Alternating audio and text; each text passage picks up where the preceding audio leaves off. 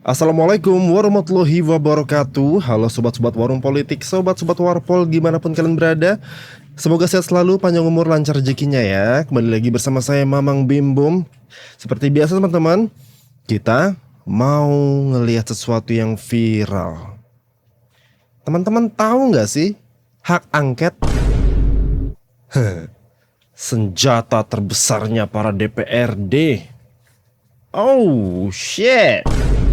Kira-kira teman-teman hak angket itu kalau diajukan dan di ACC kira-kira apa ya yang akan terjadi sama Kang Deddy Mulyadi?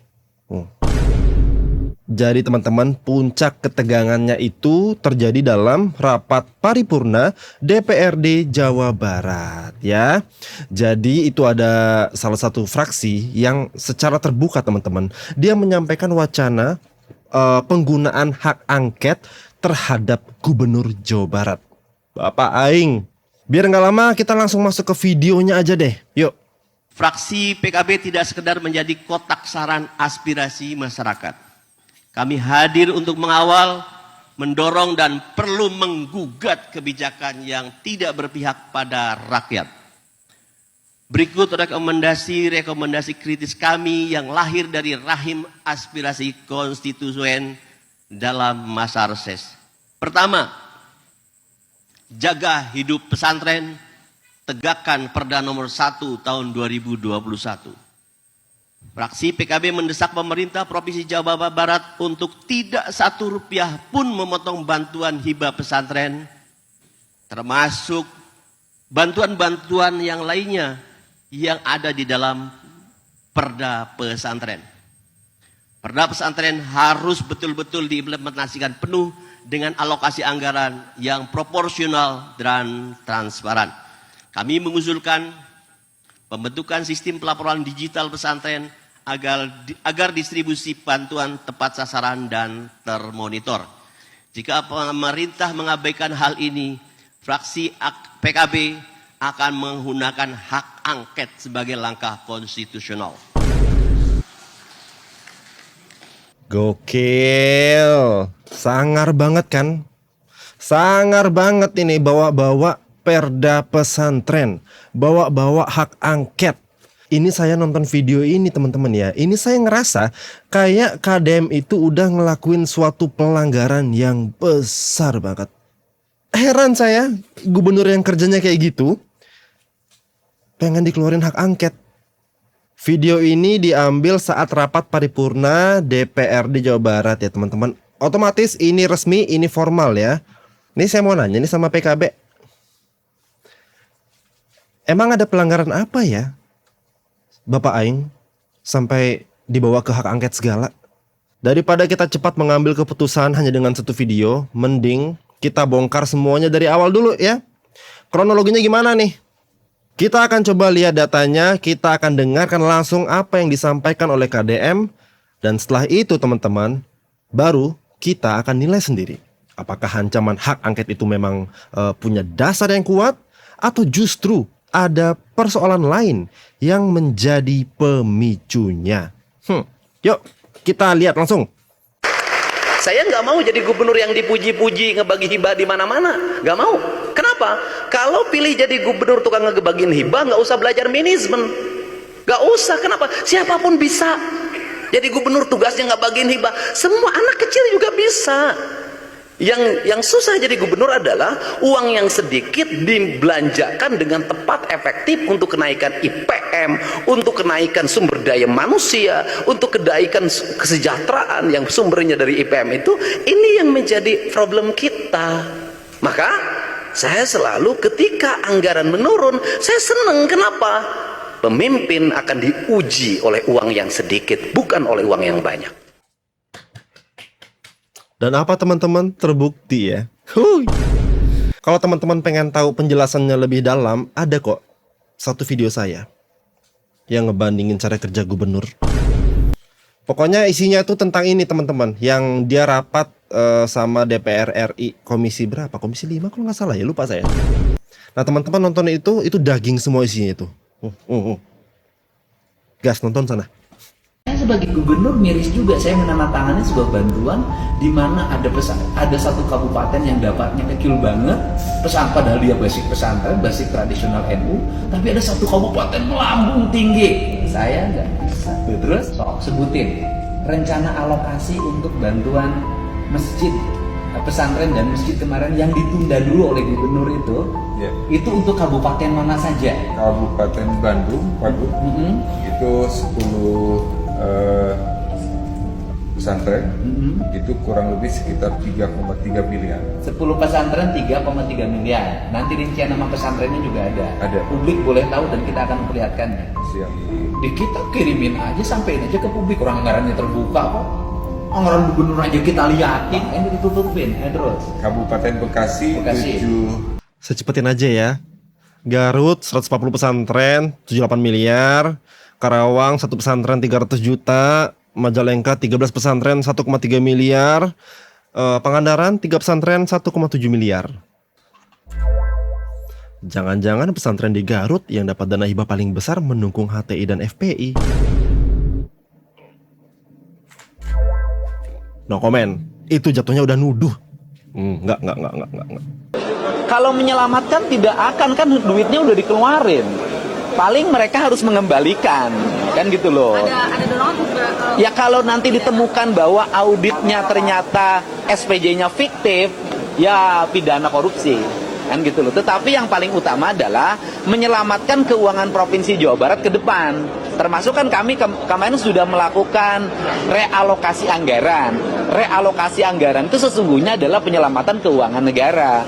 Melakukan penundaan terhadap belanja hibah yang kemarin pernah diramaikan itu, sesungguhnya kami lagi menyelamatkan keuangan itu agar belanja hibah ke depan tepat sasaran, tidak jatuhnya pada itu juga, besarannya terukur, lalu lembaga-lembaganya jangan sampai ada lembaga dadakan. Karena sistem menyimpannya bukan hanya di dana hibah, simpan menyimpannya itu ada dititipin di lembaga ini, ada dititipin di lembaga ini, ada dititipin di lembaga ini, lembaganya ada yang disimpan di lembaga yang berada di Provinsi Jawa Barat, ada yang di kabupaten kota. Dan kan saya sudah tahu alurnya ini semua, sehingga yang muncul ke permukaan itu adalah dorongan ketidakpuasan politik atas kebijakan-kebijakan yang saya buat, yang kebijakan itu sesungguhnya untuk menyelamatkan keuangan daerah Provinsi Jawa Barat agar melahirkan keuangan yang transparan, akuntabel, dan berkeadilan. Di endingnya keren. Yang muncul ke permukaan itu adalah dorongan ketidakpuasan politik atas. Teman-teman mah di sini penonton saya mah pinter-pinter. Dana hibah triliunan kira-kira masuk kemana? Kalau teman-teman jadi gubernur kayak Bapak Aing tidak? Kan gitu ya? Kasih lagi yuk. Nah, KDM jadi kieu di zamanan akhir wae aya, di zamanan Emil wae aya ngabantuan pesantren teh. Tapi nah di zamanan ayeuna KDM bet eueuh, bet leungit. Nah, gara-gara KDM mengatasnamakan ayeuna kebudayaan terus bermusuhan jeung agama, nah kitu atau kumaha? Kebijakan hibah, Pak. Kenapa? Jadi begini, ya kan? Itu adalah bagian dari upaya kita dalam membenahi manajemen tata kelola hibah. Gitu loh. Tata kelolanya bagaimana? Satu, agar hibah ini tidak jatuh pada pesantren yang itu-itu juga. Yang kedua, tidak jatuh hanya pada lembaga atau yayasan yang memiliki akses politik saja. Gitu loh. Artinya punya akses terhadap DPRD, punya akses terhadap gubernur. Nah, makanya kan tadi saya udah rapat tuh dengan Kemenak seluruh Jawa Barat. Ke depan kita akan mengarahkan pada distribusi rasa keadilan. Kita akan mulai fokus membangunkan madrasah-madrasah, sanawiyah-sanawiyah yang mereka tidak lagi punya akses terhadap kekuasaan dan terhadap politik. Jadi pertimbangannya nanti pembangunan sarana dan prasarana pendidikan yang di bawah Kemenak itu pertimbangannya nanti pertimbangan teknis dan pertimbangan kebutuhan, bukan pertimbangan politis. Karena selama ini bantuan-bantuan yang disalurkan kepada yayasan-yayasan pendidikan di bawah Kemenak itu selalu pertimbangannya politik. Anda kalau dibuka itu malah jadi rame malah. Coba ada yayasan yang terimanya 2 miliar, 5 miliar. Ada yang 25 miliar. Ada yang satu lembaga terimanya sudah mencapai angka 50 miliar. Oh, Anda adil nggak? Kalau mekanisme akan dirubah ya. Akan dirubah nanti mekanismenya. Mekanisme akan dirubah. Nah itu, dan kemudian yang berikutnya, ya boleh lo saya sampaikan, banyak juga yang menerima bantuan yayasannya bodong. Ya bodong gimana Pak? Kayak masa emang ngerti bodong, udahlah nggak usah terjemahin. Ini adalah bagian audit kita untuk segera dilakukan pembenahan. Jadi tujuannya untuk apa? Karena ini untuk yayasan-yayasan pendidikan agama, maka prosesnya pun harus beragama. Pak, terkait ini Pak Haji Pak, kayak gimana update-nya sendiri? Update-nya kalau saya kan jelas, kan beda dong. Kenapa sih saya tidak secara teknis berhadapan seperti saya bebasin tanah di sungai, di jalan, di tanah negara? Karena ini kan beda. Ini urusannya antara perorangan dengan warga yang menghuni sudah lama. Kan hubungannya, urusannya menjadi urusan mereka, gitu loh. Bukan urusan pemerintah provinsi, gitu loh. Nah, karena itu. ayo. Semakin kuat ya. Ini gubernurnya yang bilang, teman-teman. Berarti datanya tuh udah di cross check, udah divalidasi. Masih ada nggak? Masih ada nih, satu. Garut tuh sampai 500 miliar, Pak. Bantuan untuk yayasan. Ada satu yayasan 5 miliar, Pak. Bikin yayasan langsung dapat 5 miliar. Aisyah Nawiyah narugru, dicaci maki, dibenci, terserah, diomongin mangga. Yang penting saya ini merubah sistem. Saya nggak mau uang Jawa Barat hanya dinikmati oleh beberapa orang itu juga. Ada satu pesantren nerima 50 miliar, Pak. Mau saya sebutin? 50, Pak. Ngomong atas nama Islam, atas nama agama. Padahal kan kalau dia seorang tokoh, jangan dinikmati oleh yayasan dia dong. Tuh, bere tuh Ustaz Bladi tuh bangunkan madrasahnya 500 juta. Seneng ya sekarang. Ini saya bukain, Pak. Lembaga Islam harus halalan toyiban, harus memberikan contoh. Saya nggak mau nanti ada penerima hibah diperiksa. Kiainya dapat 15 juta, bantuannya 2 miliar. Garut tuh sampai 500 miliar. Datanya mah nggak kurang ya Bapak Eng ya, datanya. Ada lengkap begitu, tapi kenapa sih PKB ini? Enggak, soalnya ancamannya itu hak angket, teman-teman. Ya walaupun saya udah ngejelasin juga ya, hak angket itu nggak bisa bikin otomatis gubernur langsung dipecat atau segala macam ya. Cuman kan kayak merepotkan nggak sih? Fraksi PKB mendesak pemerintah Provinsi Jawa Barat untuk tidak 1 rupiah pun memotong bantuan hibah pesantren, termasuk bantuan-bantuan yang lainnya yang ada di dalam Perda Pesantren. Izin Bapak ya, empo ketawa, jangan baper ah. Kirain empo tuh warga ya yang bilang kebijakan yang tidak berpihak kepada rakyat tuh kebijakan apa begitu. Lah taunya ringan dana hibah. Dana hibah masih diungkit-ungkit aja sampai sekarang. Ya Allah, udah mau 2 tahunan ya. Udah mau 2 tahun kurang. Ternyata masih belum pada move on. Nyampe mau dibawa ke hak angket. Katanya mau dituntut. Mau menggunakan jalur hak angket. Duit. Kesini dong, aku mau duit.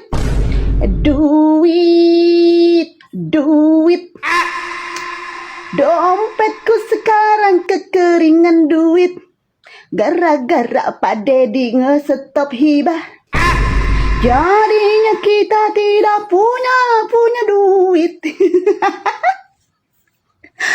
Udah. Tidak sekedar menjadi kotak saran aspirasi. Oke, jago juga empok kita ini nyanyi ya. PKBNU di pikiran teh dana hibah tenggelamkan PKB 2029. Pesantren cuma dijadikan alat doang.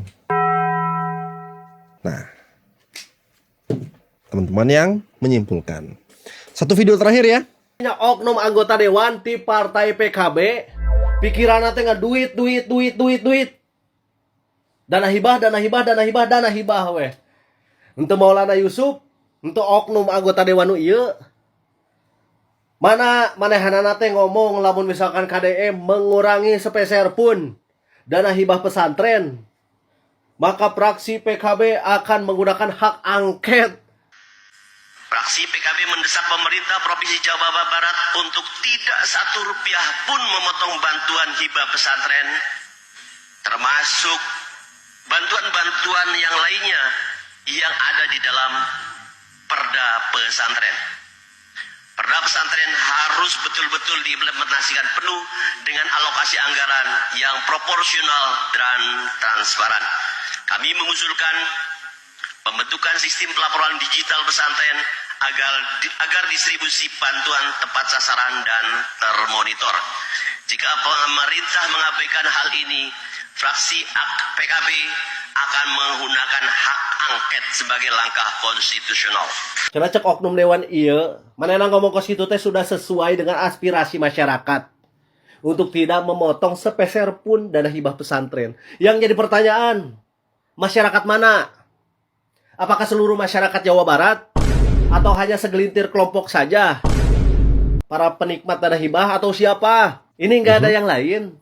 Hello, fraksi PKB. Apakah yang akan terus kalian perjuangkan itu hanya dana hibah pesantren? Apakah kalian diduga para penikmat dana hibah pesantren?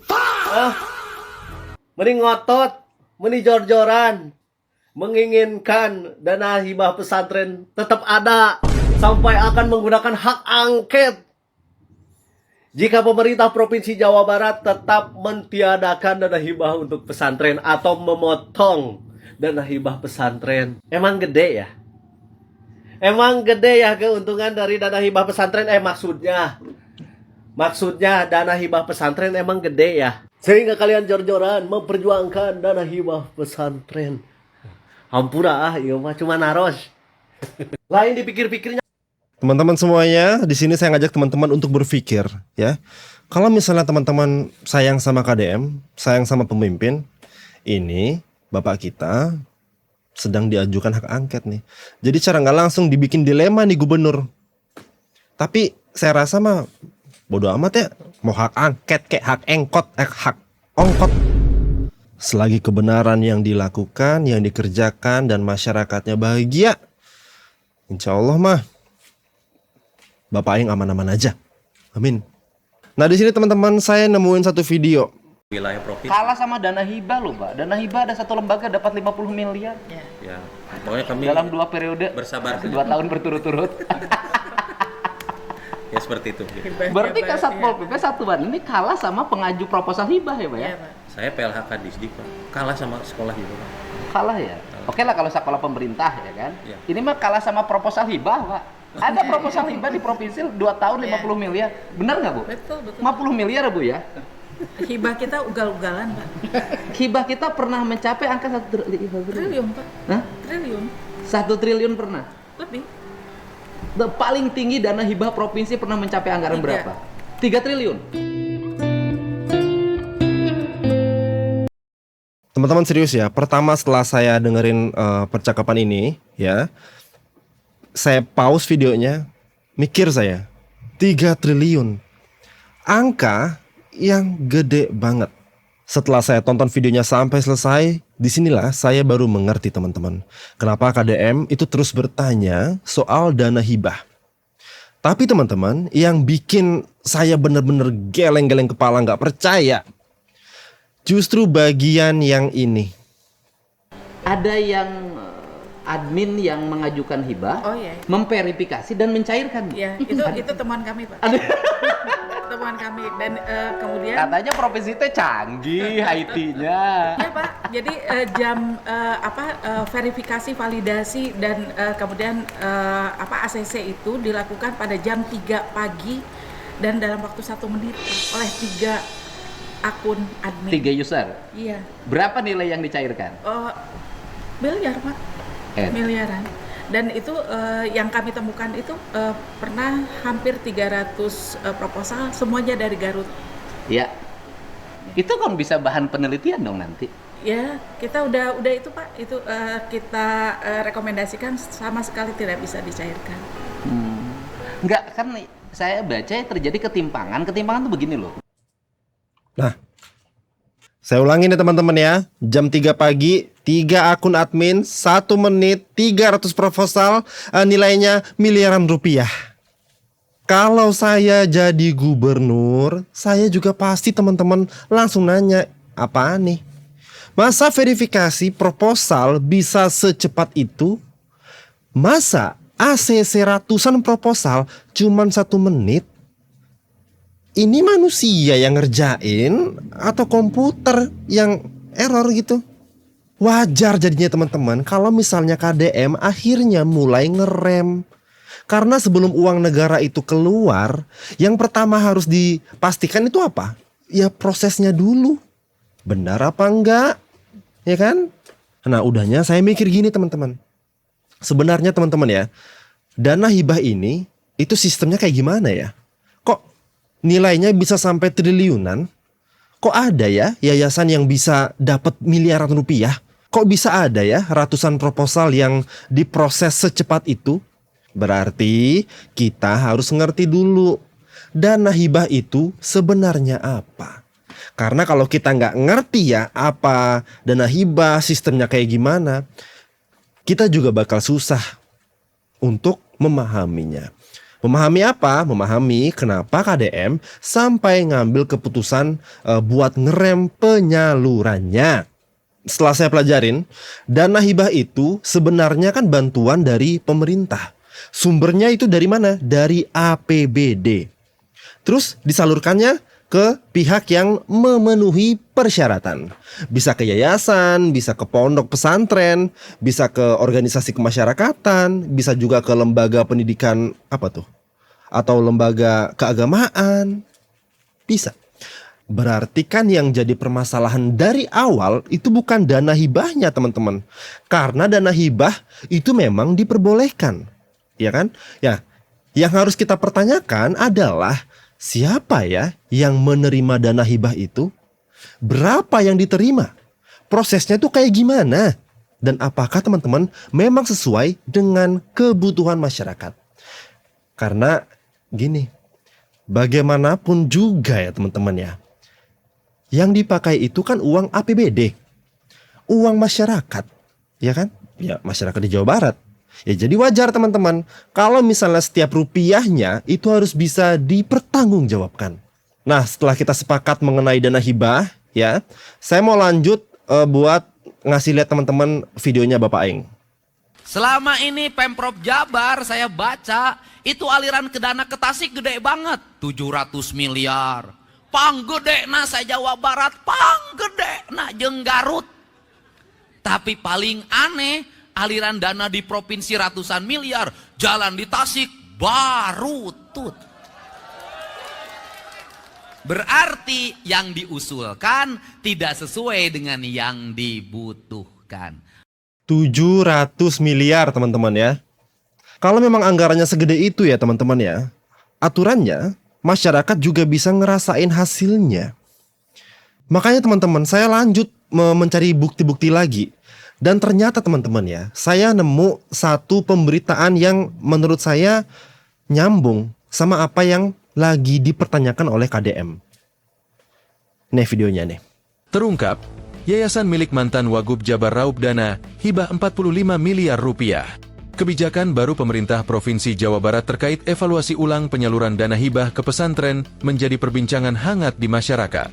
Langkah ini diambil Gubernur Jawa Barat, Deddy Mulyadi, demi memastikan bantuan tersalurkan lebih adil dan tepat sasaran. Menurut Deddy, distribusi dana hibah sebelumnya terindikasi tidak merata dan lebih banyak mengalir ke yayasan yang memiliki kedekatan dengan partai politik atau tokoh politik. Sementara itu, banyak pesantren kecil justru luput dari bantuan.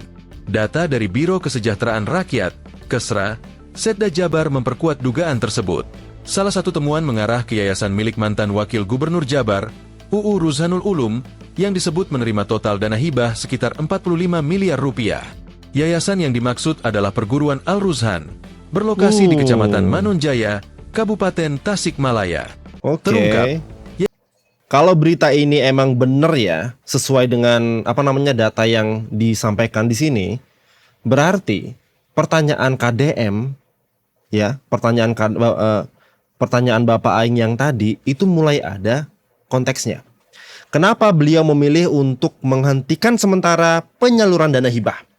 Karena yang lagi dicek bukan cuma siapa yang menerima, tapi juga apakah ya pembagiannya itu memang udah adil atau belum.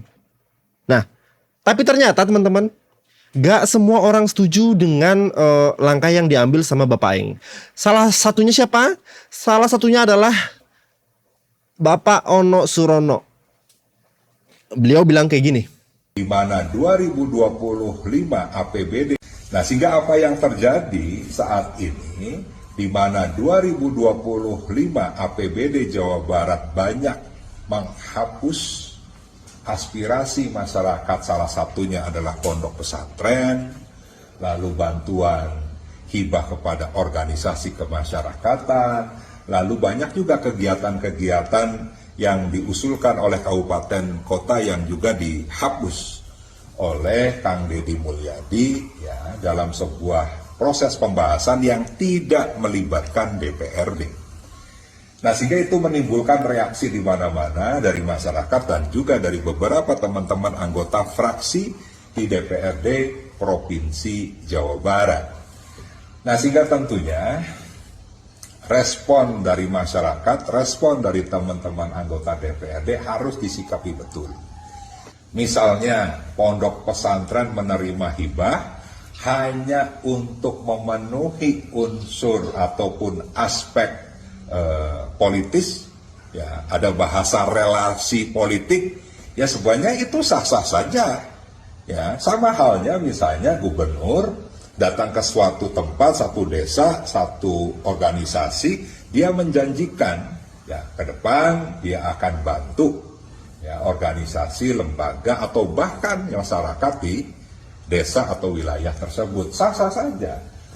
Nah, sehingga ya terkait dengan masalah ini, ya saya sih berharap nanti pimpinan akan menindaklanjuti ya aspirasi masyarakat, kegelisahan teman-teman DPRD untuk merumuskan kebijakan yang terbaik. Kalaupun ada pondok pesantren yang diduga ya oleh Gubernur Jawa Barat ini memperoleh anggaran yang besar, maka ya perlu diverifikasi validasi ulang. Tidak dicoret begitu saja tanpa melibatkan ya, anggota DPRD maupun dari pondok pesantrennya tersebut. Nah, sehingga panas ya. Kalau misalnya kita mendengarkan pendapatnya Pak Ono, sebenarnya teman-teman ada satu bagian yang sebenarnya saya setuju. Kalau memang ada pondok pesantren yang yang menerima hibah besar, ya memang harus diverifikasi. Itu saya setuju ya. Harus divalidasi ulang. Itu saya setuju. Supaya apa? Supaya semuanya menjadi jelas. Nah, yang bikin saya jadi bingung, bukannya itu juga yang lagi dilakuin sama KDM ya sekarang? KDM kan menghentikan sementara penyaluran dana hibah nih ya. Itu kan justru supaya semuanya bisa diperiksa lagi kan?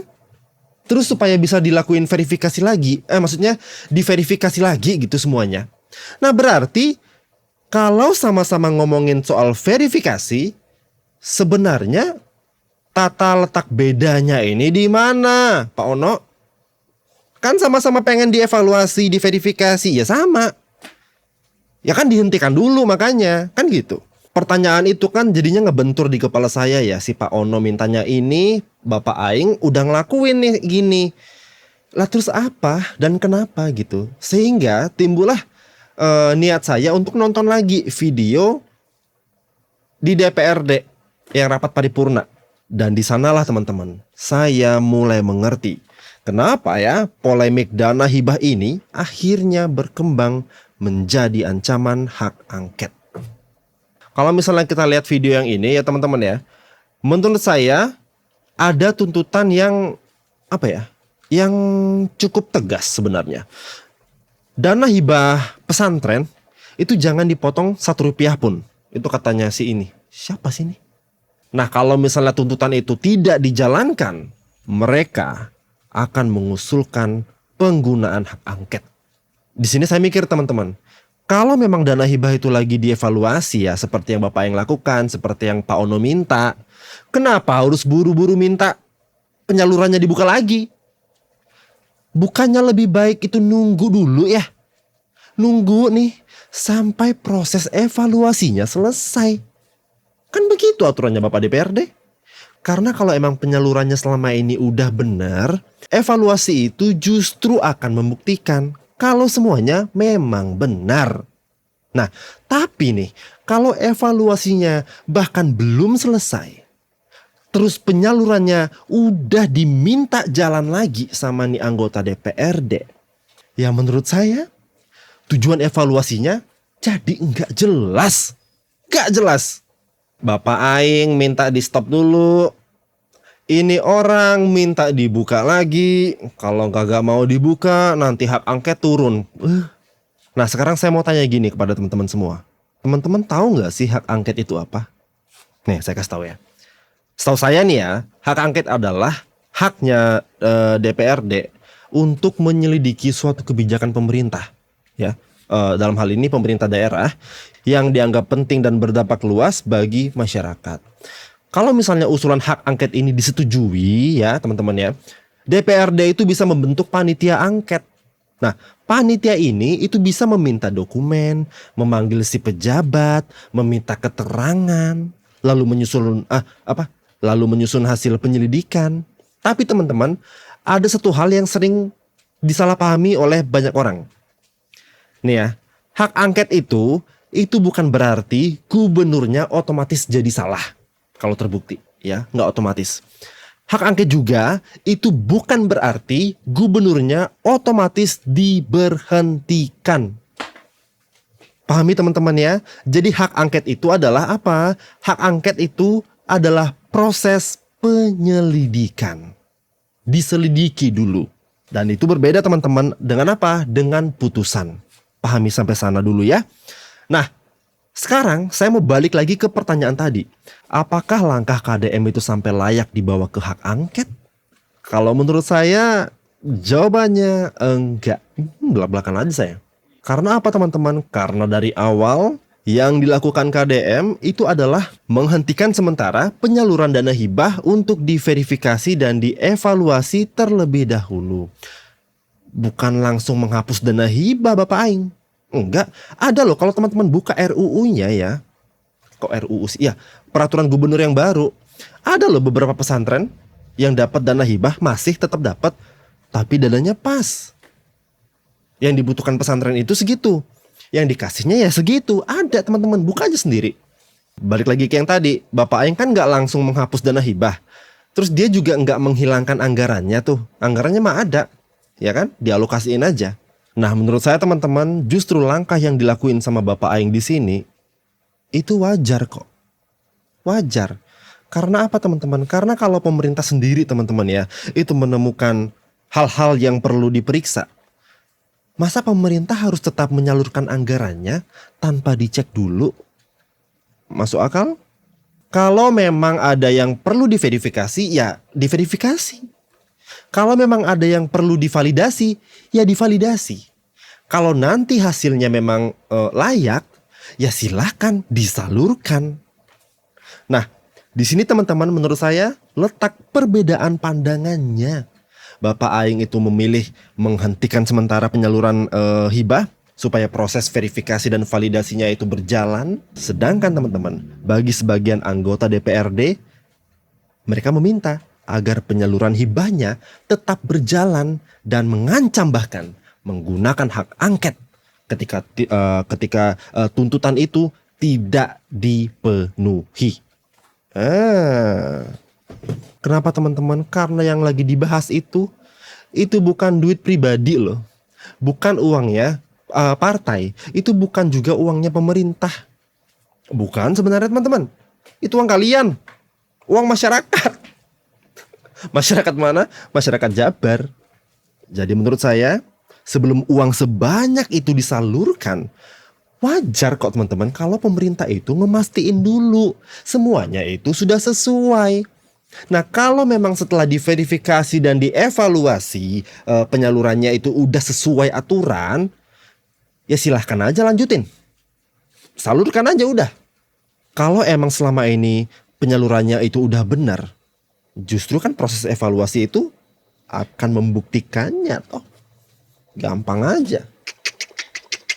Bener, cepet. Nah kalau misalnya udah salah, ya, lama. Kalau akhirnya banyak yang nggak setuju, ya itu konsekuensinya. Dan kalau misalnya pada akhirnya sampai muncul penggunaan hak angket, ya itu juga konsekuensi dari keputusan yang Bapak Aing ambil. Tapi kalau saya disuruh milih, saya bakal lebih memilih seorang gubernur yang berani menghentikan semua penyaluran uang rakyat. Untuk apa? Untuk diperiksa. Daripada membiarkan dana hibah itu tetap berjalan, ya, ketika masih ada banyak sekali pertanyaan yang bahkan belum terjawab oleh dana hibah itu. Uang rakyat itu harus dipertanggungjawabkan. Kepada siapa? Kepada rakyat. Bukan kepada kepentingan politik. Ya. Oke teman-teman ya, mungkin segitu dulu untuk video kali ini. Saya mau ngumumin satu informasi penting. Teman-teman, saya baru saja kehilangan satu sosok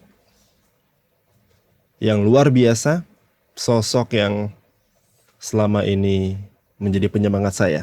Sosok yang meminta saya untuk membuat channel YouTube dan membagikan apa yang saya pikirkan kepada teman-teman semua. Karena dia menganggap, oh, aku suka gaya kamu menjelaskan. Yuk, cerdasin orang-orang. Dia adalah orang pertama yang saya kasih lihat video saya sebelum saya publikasikan ke teman-teman. Tapi sekarang, sosok itu sudah kembali kepada penciptanya. Saya mohon doa restu teman-teman ya, biar saya kuat ngadepin ini semua.